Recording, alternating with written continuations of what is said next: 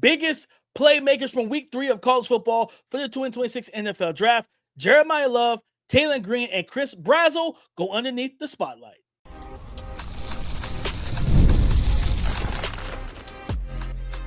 You are Locked On NFL Draft, your daily podcast covering the NFL Draft. Part of the Locked On Podcast Network, your team every day. Welcome back to the Locked On NFL Draft Podcast, your daily podcast covering your favorite draft prospects, part of the Locked On Podcast Network, your team every day. I'm your boy, Damian Parson. I'm an NFL draft analyst with Bleacher Report. And thank you, as always, for making Locked On NFL Draft your first listen today and every day. Shout out for being our everydayers. 3 of the biggest offensive playmakers from week 3 of college football for the 2026 NFL Draft. Notre Dame running back Jeremiyah Love proved that he is a bell cow. Taylen Green, quarterback from Arkansas, rose up, and he's rising up the QB rankings with an impressive performance versus Ole Miss. And Chris Brazzell, star wide receiver for those Tennessee Vols, proved that he is a big-time playmaker against Georgia. But before that, this episode is brought to you by Mazda. Like our players, we sweat every detail, because when you make every move count, pulling off the unexpected is only the beginning. Stay tuned later for highlights in this week's Moving the Game Forward, Mazda Move and Be Moved. Jeremiyah Love, guys, what a performance in a losing fashion that wasn't on the offense. Fumbling the snap by the backup quarterback on the ensuing extra point after Jeremiyah Love, I believe that was a play where he ran it in for the touchdown. But this young man had himself a great game overall, and he proved that he is a full-blown RB1, and not just RB1, guys. Jeremiyah Love proved why he was RB1 coming into this season, but he also proved that he's a bell cow. And I'm going to tell you why. In this game, after I watched the tape from week 1 and week 2. Week 1 was against Miami. He was 10 carries for 33 yards, right? But he also had 6 targets, 4 catches for 26 yards. So, be able to make plays in the passing game. Against Texas A&M, this is where you see the bell cow come out of him. And I would say the new age bell cow, in a sense. 23 carries, 94 yards rushing on the ground, a rushing touchdown, 4.1 yards per attempt. But he also had six more targets, 4 more receptions. He had 53 yards receiving in this game as well. I believe he might have scored. Yes, so he had 2 touchdowns, 1 receiving, 1 rushing. This young man at 6 foot, 214 pounds, listed as, he is an explosive and dynamic playmaker. Guys, he proved that he is a bell cow, because again, when you look at the usage, 23 carries, 4 more receptions, that's 27 touches. 27 touches. He should have had that against Miami to help out CJ Carr, the young quarterback. But hey, it's fine. Coaches saw the error of their ways, and they fixed it. And this young man, what I love about his game and what he showcased over the first 2 weeks for him, the first 2 games.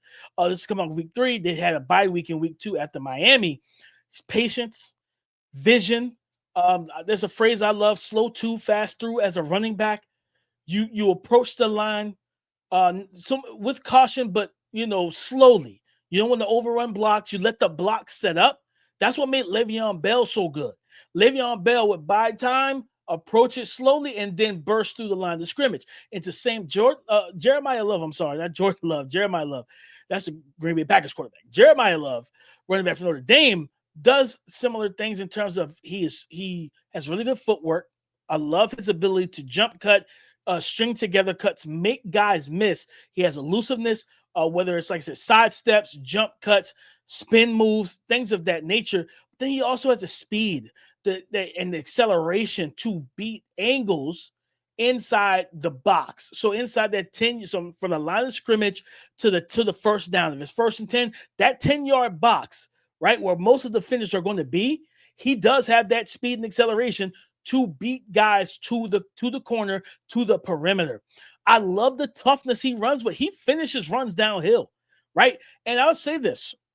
He is this year's Jahmyr Gibbs and Bijan Robinson. I'm not going to sit here and be shy about it. I'm bullish on Jeremiyah Love. There's a rep against Miami where they lined him up into the slot, and I believe it was either a safety or a nickel corner, and he runs an out route. And the way he ran the route, the stem, the leverage, the way he attacked leverage, like he made the corner or the defensive back make a zone turn, a speed turn to try and get back in phase because he was whooped, right? The ball was late and everything because the receiver, they were trying to run like a clear out for the out. So the X receiver was running either, I think, a skinny post or a vert. And in that situation, he just didn't, that X receiver didn't get upfield quick enough. CJ Carr first start, like he wasn't ripping that throw with bodies around. I understood it, right? But he did eventually throw it, and the DB got back into play because it had to be late because of there was just some timing issues with the route concepts and everything. But overall, what I took away from it was like, watch this young man, Jeremiyah Love, work. His ability in the passing game, even in that game still, watching his receptions, this is a guy that you talking about just, I feel like his route running and his route package will not be limited in the NFL. You're going to be able to motion him out and get him up on linebackers and safeties and run some mesh concepts, run some slants. You'll be able to run some whip routes as well. But also out routes, in routes, option. That's the one. That's the one. I'm like, man, you think about him being in a, he's retired now. But if he was with Tom Brady in New England, or man, let me tell you something, guys. Woo-wee, you talking about Tom Brady having this young man out here cooking, looking like James White, but he also has 4.3 speed, and he runs hard, and he lowers the shoulder. He's got good contact balance. Jeremiyah Love is a complete back, and he pass protects. What isn't there to love about this young man, right? The only thing there's not to love is that the coaches don't know whether or not they want to use him as a full-blown bell cow. I understand. Listen, Jadarian Price is a really talented back. I love this young man as well, but his time will come. Give the beast the football and let him feast, man. Let Jeremiyah Love set the tone. And as that game went on, and the more carries and more touches he got in this game against Texas A&M, an SEC opponent, they said it matters more in the SEC, right? That's NFL Junior. That's the developmental league, as some SEC homers like my guy Keith Sanchez would tell you. But the point is, when I watched him in this game, he wasn't afraid of contact. He lowered that shoulder. He ran through guys. Like stiff arm, whatever he needed to do, he did it. He has a full, complete skill set. And listen, just to tie it to the NFL, a team to watch, I truly believe that you got to keep eyes on. And in the two mock drafts we've done over at Bleacher Report, the preseason one, and I think one after, I think we did two and everything this summer.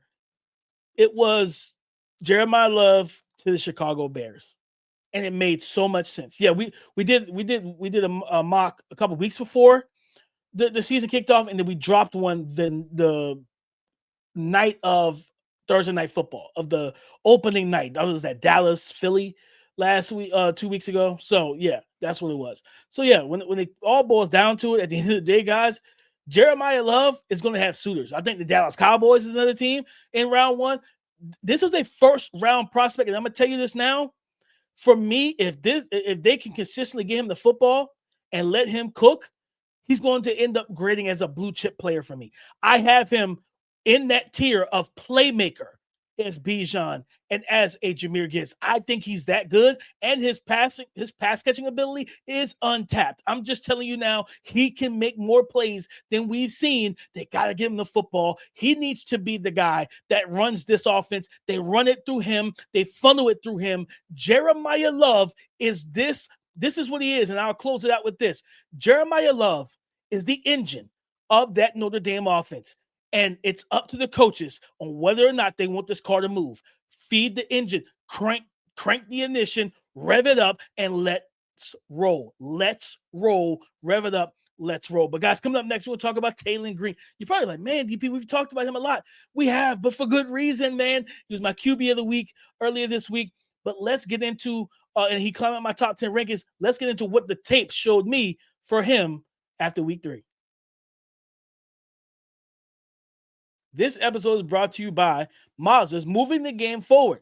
For those who believe it's not just about playing the game, it's about redefining it. There are moments that do more than put points on the board. They move crowds, move culture, and keep moving the game forward. And this week's moment that moved the game forward came from Tennessee Volunteers wide receiver Chris Brazzell II. Against Georgia, they had a big lead early in that game. Georgia fired back, they fought back and took the lead. And it looked like Tennessee was losing every bit of momentum until Chris Brazzell caught a deep ball for his third touchdown of the game from quarterback Joey Aguilar in the second half. It stopped the bleeding and it gave them back the momentum and the lead. And I'm telling you, this, even though they lost, that was a play that put them in position to potentially win that game, but also to believe that they can beat Georgia and snap that losing streak. When you follow what moves you, the unexpected is only the beginning. And just like there's more to every highlight, there's more to every Mazda vehicle. Mazda, move and be moved. The NFL season is back in full swing, and honestly, there's nothing better than being in the stadium surrounded by fans cheering on your favorite team. But let's be honest, getting tickets can be a hassle. Between queues, login screens, and prices jumping at checkout, it's frustrating. But that's why I use Game Time, the app that gives the advantage back to fans. Game Time is fast, easy, and backed by the Game Time guarantee. You'll always get 100% authentic tickets delivered on time and at the best price. Plus, all fees are already included. So the price you see is the price that you pay. And again, the app is made to be super simple. I could even see the exact view from my seat before I even purchased the ticket. And you don't want to miss out on deals like this. Download the Game Time app, create an account, and use the code LOCKEDONNFL for $20 off your first purchase. Terms apply. Again, that's promo code LOCKEDONNFL for $20 off. Swipe, tap, ticket, go. Download Game Time today. 6'5", 35 pound dual threat just outrageous, outstanding athlete for Arkansas, quarterback Taylen Green. And this is a young man that had an outstanding game in a losing effort against Ole Miss on the road. SEC competition, big-time game, first true competition of the year for Arkansas, and he did not disappoint. When I saw him film, looking at some of my notes here, he was comfortable under center, right? You see a lot of these guys in shotgun and in the air raid, and they never get under center. And then because I remember, me and Keith talked about it after the Senior Bowl. It was the practice in this past Senior Bowl back in February. There was the practice that was led by the Browns special team coach. Let's never do that again. They were instead of letting Jackson Dart and Jalen Milroe just practice, get the reps, throw the one-on-ones, get familiar with the receivers, so forth and so on. They were trying to teach these guys how to take snaps from under center. I'm like, this is not the place for that, okay? But I don't think you're going to have that many issues with Taylen Green. He's comfortable under center, even though he's a tall, longer, bigger frame in terms of his limbs being longer and stuff of that, things of that nature. His legs are the ultimate equalizer. Like, this young man, like, he drops back. You can design it, or he can just create. And that's what I love about what he brings to the table. Like, he is a true dual threat in every sense of the word. And the way he's playing right now is the way we wanted Jalen Milroe to play last year. Just being honest. We wanted to see Jalen Milroe be able to, Jalen Milroe was feast or famine. He was boom or bust with the deep ball. When I look at, and I'm watching Taylen Green, I'm watching a player just can find his consistency, but being able to work the short and intermediate. There was a throw in the fourth quarter, I think it was on his last drive before the young receiver fumbled, and gave the ball back to Ole Miss. There was a throw in a play where he drops back, he's reading the coverage, there's pressure, the line of scrimmage is collapsing. You know what I mean? And they're closing they're not letting him out of the pocket. They're closing all four quadrants of the pocket. And you saw him evade, shuffle, slide up, reset, and drill a throw on a banger throw on the end break. I think it was to Omega Blake in the middle of the field for a first down. And that was one of the things I jotted down notes too, because I tell you guys, I'm really working on, making sure I watch these quarterbacks and how they operate on money downs, third downs, away from the red zone and in the red zone. And I believe he was about 5 of 8 on third downs converting, whether it was using his legs, and he did that, like 3rd and 10s, like You let the defense get into their coverage, whether it was zone or man. And if you pressure them and flushed them out, like that's the thing. Taylen Green's a quarterback that's still developing, still growing. You don't want to flush him out of the pocket. You want to make him stand and have to throw where guys are playing man and tight coverage windows. He's got the arm for it. But that's what I saw, is that he's like, okay, I'll sit in the pocket. He wants to throw from the pocket, but if you flush me out of this pocket, it's,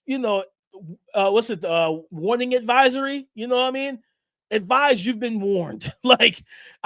You've been warned. Don't flush me out of the pocket, because if you don't have containment, I'm going to hurt you with my legs. And he did that time and time again Saturday night against Ole Miss. Some back-breaking third downs, some back-breaking plays where it's just like, we got everybody covered. There's 15 yards to Taylen Green, right? And he finished that game with over 100 yards rushing in that game, and it was like he ended up having the rushing touchdown as well once he got into the low red zone. This is a guy that has all the physical tools, all of the ability to be an absolute problem. 14 carries, 115 yards rushing, over 8 yards per attempt, right? No fumble. He rushed for a touchdown. He threw for 305 yards, 22 of 35, 63% completion, 8.7 yards per attempt, and a touchdown. He did have two turnover-worthy plays. One was an interception on third down in the red zone early in that game. It was called back for a defensive holding and pass interference penalty. So it was bailed out. Like, you wanted to see him. I wanted to see him run it instead of not even just run it, like take the underneath stuff, right? Like, you had I think it was a receiver, a tight end, boxing out a defensive back at the goal line. Throw that if you're not, or just throw it away. Like, just sometimes he gets into that superhero mode, and that's the thing for me. When I watch him, I see some I see some Drake May in his game as well. And same thing I said about Drake May, I say about this young man. I think that he, like both of them, learn how to be Clark Kent sometimes. Sometimes you don't have, now granted, both are coming from, North Carolina was a bad team. Drake May was the light bulb that was able to light up the building, right? It was Drake May. Same thing for Arkansas. Arkansas does have some players I like. Overall, they're not a great team.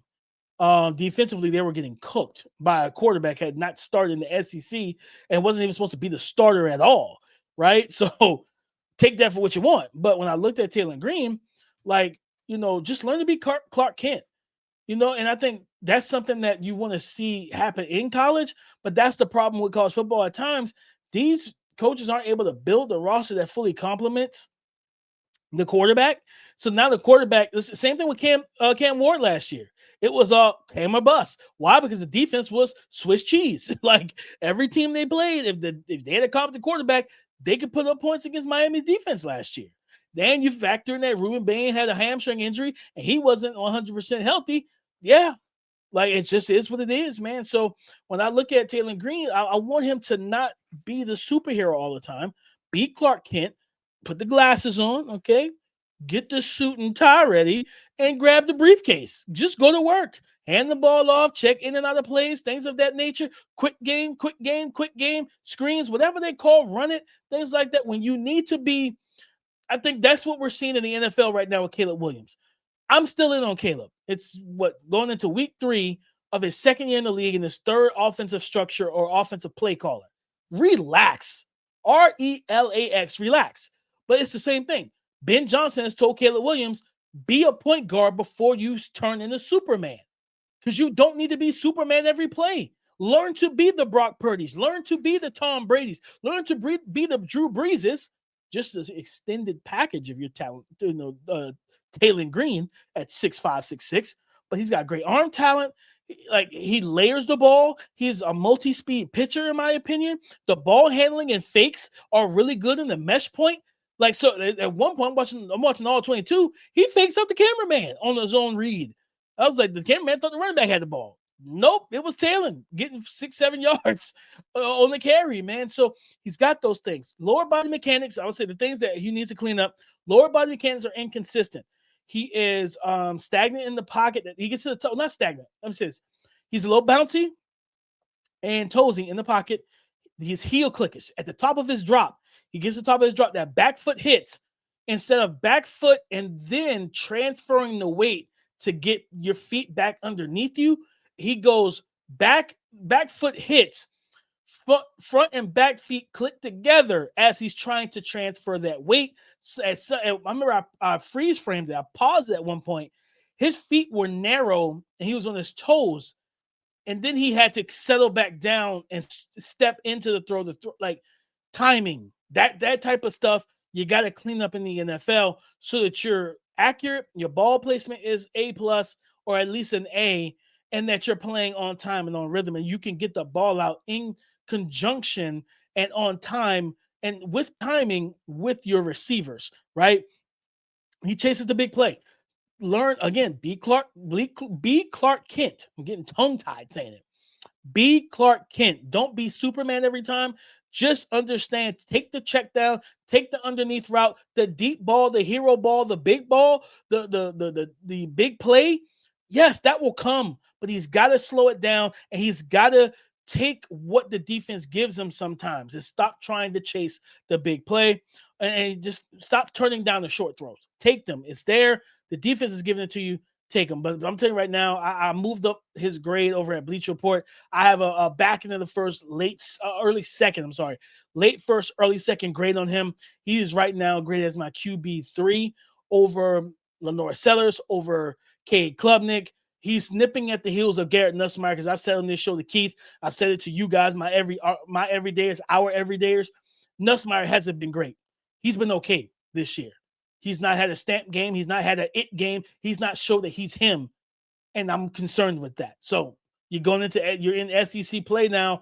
It's not going to get any easier. But guys, coming up about it's not getting any easier for defenses. Chris Brazzell II, big time playmaker for Tennessee. We'll talk about what the tape showed me on him.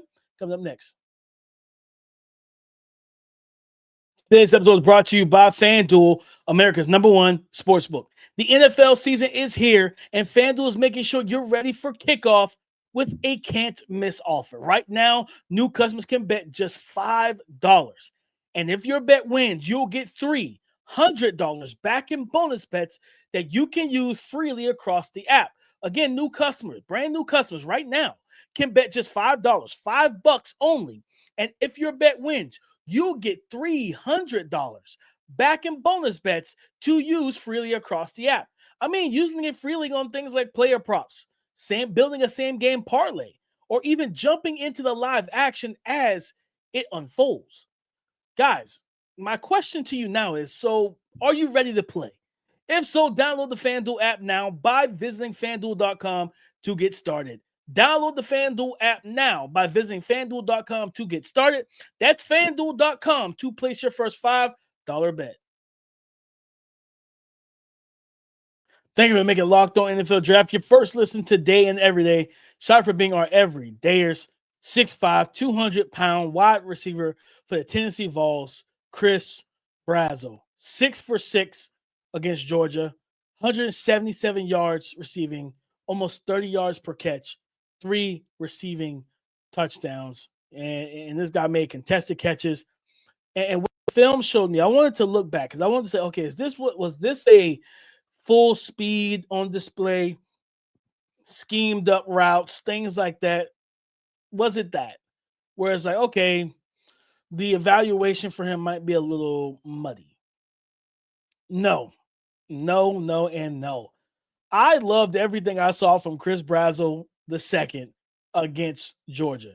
This young man at 6'5", 200 pounds, listed as, right? Don't have the verified measurements, but that's what he's listed as. And I would be shocked if he's not 6'5". The vertical speed is legit. They had Dante Thornton Jr. last year, who ran 4.3, low 4.4s, 4.3, whatever. I think this young man is going to be right in that same boat, right? He probably jumps north of 40, or he probably jumps 40 inches. Like he's probably going to test like a ridiculous athlete. But he's not just a ridiculous athlete. He's not just an athlete, in my opinion. Watching him, this young man is a good route runner and separator. He creates space. And he had multiple routes where he didn't get the football, but he was wide open. And his ability against man coverage. And what I loved is I always go back to when Devontae Adams was on the Pivot podcast with Ryan Clark and was it Fred Taylor and Channing Crowder. And he said this was when he was with the Raiders a couple years ago during training camp. And he said, I have an answer for everything a defensive back can throw at me. Intellectually, he has an answer. So if you're playing press man, I have an answer. If you're playing press man with the inside shade, I have an answer. If you're playing press man with outside shade, I have an answer. You're playing off coverage or catch technique, I have an answer. You're playing press bail, I have an answer. You're playing bail, you're playing just cover 3, and you're giving me 7 yards of cushion, I have an answer. What I watched with Chris Brazzell is a young man that has answers for what Georgia's defense. That first big play was against man. You get the jab step with the speed release inside. He wins the inside track. Now he's leaving. Joey Aguilar puts way too much air underneath that throw. He has to then come back to the ball, go up, there's a small collision, a slight collision with the ball in the air between him and the DB. He maintains his balance, catches the ball, and then gets the yards after the catch and take it into the end zone for a house call for a touchdown, right? But you see it, the collision, catching and making a combat catch with a defender making contact with you, also making plays at the highest point. I want to see him consistently kind of just use that wingspan. I feel like he could have full-blown mossed this young man, like just go up over him, snatch it, throw it where the kids can't get it. Throw it on top of the fridge, Joey, where the kids can't get it. Thank you. Like, you want that type of situation with Chris Brazzell. But I just watched a young man that is absolutely talented. And let's go back to the route running here. He's a blind spot finder. He finds the blind spot. His work in terms of leverage work is outstanding. I love it for a big receiver who's fast and physical, all that type of stuff. This young man stems his routes. He understands how to square the DB up just to get where he wants to go. He had a touchdown on kind of a skinny post from a tightly condensed alignment. He's kind of like a stack situation with him as the outside receiver. He's off ball, slot receivers on ball, and you got the defensive back. I might have been Dalen Everett, to be honest with you. Defensive back is playing outside leverage. His back is to the sideline. He's basically funneling. He wants to, when you see that type of alignment, off coverage, back to the sideline, we call that kind of side saddle technique. He's basically giving you the ole, like the bull, like the bull and the matador is ole. He's oleing you to the middle of the defense. That's the strength of the coverage, or at least that's what he thought. And what Brazzell did in that rep was outstanding. Instead of going vertical, he attacks at diagonally. He attacks at an angle. He goes right at that defensive back, squares the defensive back up, jab step with the head fake, and then break to the post. So then you get the DB stumbling onto that outside hip. It's open because he's thinking, I gotta run with him. If he's gonna run the out route or his corner, whatever it is, and then he breaks back in, stumbles, he creates the separation, pitch and catch, makes a great grab for a touchdown. He had another one where he wins the inside leverage, and I think it was inside leverage. He presses vertical. And then he works back outside into the blind spot of the defensive back who's inside saddle bail, and then he hooks it down for a comeback route and creates so much separation. Because again, finding the blind spot is so critical to create an ample separation against bailing corners and zone corners. Can you push vertically, get into the blind spot, hunker down, snap it down, cut it down, and then work down the stem back to the football? I love what I saw there. The body control, the ball skills are there. He can win those high point battles. I think he can do it consistently. He's not a guy you have to be extremely accurate with. You can throw it in the area code, and he's a receiver. Okay, it's like long distance calling. Pick up your phone and dial. He's on the other end. He's the receiver. He's going to receive the call because it's in his area code nonetheless. That young man, I'm telling you now, guys, if they consistent, here's what I want to see. I want to see him get the ball more. I want to see them funnel the offense, the passing offense through him. I want to see 8 to 10 targets a game. This young man could be an absolute dominant force in the SEC for this Tennessee Volunteers offense. I gave him a second-round grade. Second-round grade. Not just off of this game, even the game the game before that against one of those kind of cupcake-ish teams, right? Now you get Georgia, and they're 4 or 5-star recruits. Didn't matter.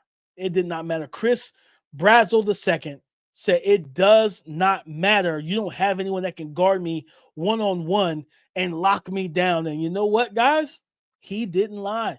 He wasn't lying one bit. They didn't have an answer. This young man is the real deal. I'm excited to see how this season goes for him with the Tennessee Volunteers. But that is our show. Watch the tape Wednesday. Chris Brazzell II, big 6'5", 200-pound, explosive wide receiver for the Tennessee Vols offense. Taylen Green, 6'5", 6'6", 235 pounds, just electric dual threat, big arm quarterback that can do a little bit of everything that you want, baby. And, of course, my RB1, the consensus RB1, the real RB1 of the 2026 NFL Draft right now, Jeremiyah Love for Notre Dame, proved he can be a bell cow with almost 30 total touches versus Texas A&M on Saturday night. Guys, go subscribe and follow for free on YouTube, wherever you listen to podcasts, to get the latest episode as soon as it is available. Thank you for making Locked On NFL Draft your first listen today and every day. Shout out for being our everydayers. On tomorrow's show, we're talking again about NFL Draft storylines.